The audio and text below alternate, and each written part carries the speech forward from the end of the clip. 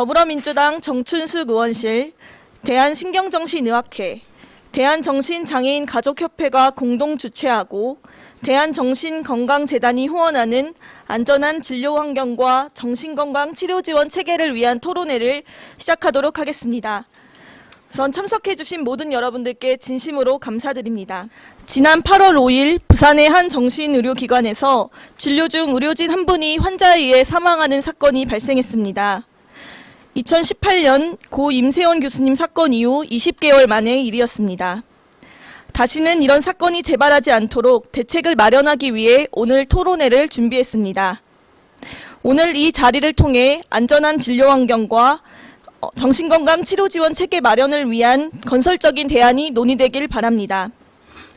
수도권을 중심으로 코로나19가 재확산되며 토론회를 한 차례 연기하는 일도 있었습니다만 오늘의 논의가 굉장히 시급한 주제인 만큼 오늘 토론회는 주요 내외빈 분들과 발제자 토론자 분들만 모시고 진행하게 되었다는 점 양해 말씀드립니다. 이 자리에 참석해 주신 분들 외에도 유튜브 생중계를 통해 여러 참가자분들이 함께 하고 계십니다. 코로나 예방을 위해 발언자분 외에는 모두 마스크 착용을 해주시길 부탁드리고 말씀하실 때는 마이크를 꼭 켜고 말씀해 주시기 바랍니다. 우선 이 자리에 참석해 주신 주요 내빈 여러분들을 간단히 소개해 드리도록 하겠습니다. 우선 대한신경정신의학회 박용천 이사장님 오셨습니다. 네, 박용천 이사장님께서는 오늘 토론회 자장을 맡아주실 예정입니다. 다음은 대한정신장애인 가족협회 조순득 회장님 오셨습니다. 지금부터는 발제자분들을 간단히 소개해드리도록 하겠습니다. 오늘 토론회를 위해 광주에서 먼 걸음 해주셨습니다. 세미래병원 정찬영 원장님 참석하셨습니다.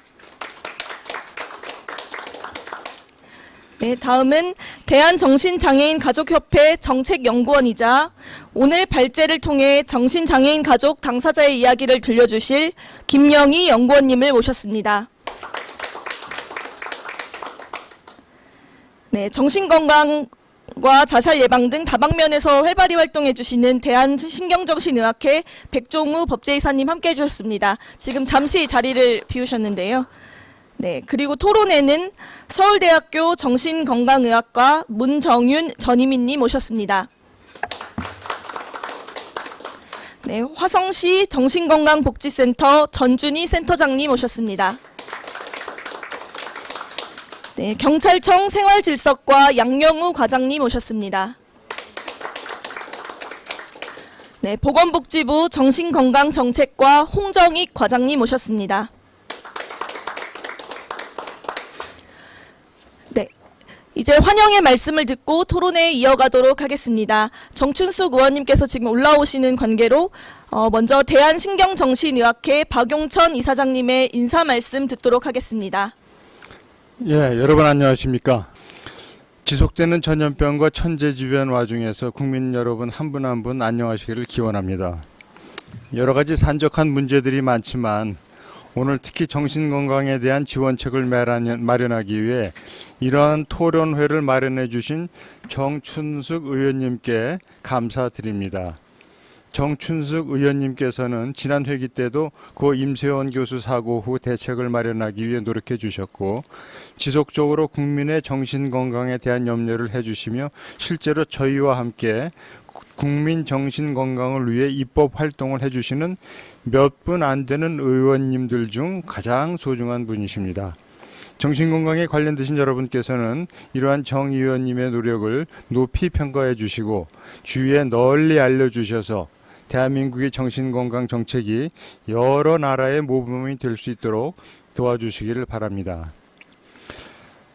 그리고 또 한 가지 소식은 다행히도 얼마 전에 9월 10일 이렇게 정신건강을 위해 노력해 주신 분들의 덕분에 드디어 고 임세원 교수가 법원에서 의사자로 인정 판결을 받았습니다. 정말 고맙습니다. 우리 백종호 교수는 그동안에 참았던 눈물을 드디어 터뜨리고 말았다는 그런 얘기도 들었습니다. 그간 우리는 임세원 교수 사고 후에 소 잃고 외양간 고치는 심정으로 정신건강 제도 개선을 위해 나름대로 노력을 하고 있었습니다. 하지만 세월은 우리를 기다려주지 않고 2년도 채 못 돼서 부산에서 정신과 의사인 김재원 원장님을 잃었습니다. 김재원 원장님이 사고를 당하기 한 달 전 전주에서도 정신과 여선생님이 아주 똑같은 경우를 당했습니다. 다만 그때는 무기가 칼이 아니라 핸드폰이었기 때문에 목숨은 건질 수 있었습니다. 이러한 일을 빙산의 일각이라고 합니다. 10분의 1만 표면에 나타나고 실제로는 10배 되는 사건이 언제 모습을 드러낼지 모르는 상태입니다. 또 다른 사건이 터지는 것은 시간 문제입니다. 그날이 내일이 될지 모르게 될지 모르겠습니다. 과거 잘못된 정신건강복지법의 입법의 잘잘못에 대해서는 지금 따지고 분노하고 원망하고 그 책임 추궁을 하고 싶은 마음이 왜 없겠습니까? 하지만 임세원 교수가 남긴 유지가 편견 없는 치료와 안전한 진료 환경이었기에 우리는 과거를 탓하기보다는 미래를 위해 앞으로 노력을 할 것입니다. 그렇게 되기 위해서는 우선 의사가 살아야 환자가 치료를 받을 수 있다는 그런 우선순위를 먼저 생각을 해야 됩니다. 옳고 그르고를 떠나 의사에 대한 미움이 있는 것은 오늘날의 엄연한 현실입니다. 그렇다고 모든 의사를 미움의 대상으로 일반화시킬 수는 없습니다. 특히 대다수의 정신과 의사들은 임세원 교수나 김재원 원장님처럼 위급한 상황에서는 본능적으로 직원들을 대피시키기 위해서 자신의 안전을 두 번째로 생각하는 사람들입니다. 배가 침몰할 때 절대 먼저 도망치지 못하는 그런 선장처럼 책임감이 강하고 그렇게 교육을 받은 사람들입니다. 우리는 이러한 정상적인 의사가 안전하게 진료할 수 있는 상황을 만들어 주어야 합니다. 그래야 환자들이 편견 없이 치료를 받을 수 있습니다. 오늘은 실제 진료 현장에서 어떠한 일이 벌어지고 있는지 생생한 현장의 목소리를 듣게 되실 겁니다.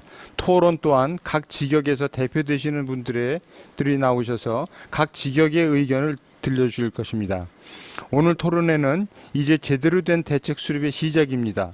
첫 단추가 잘 끼워지기를 바라며 이 자리를 마련해 주신 정춘숙 의원님실에 다시 한번 감사드립니다. 감사합니다.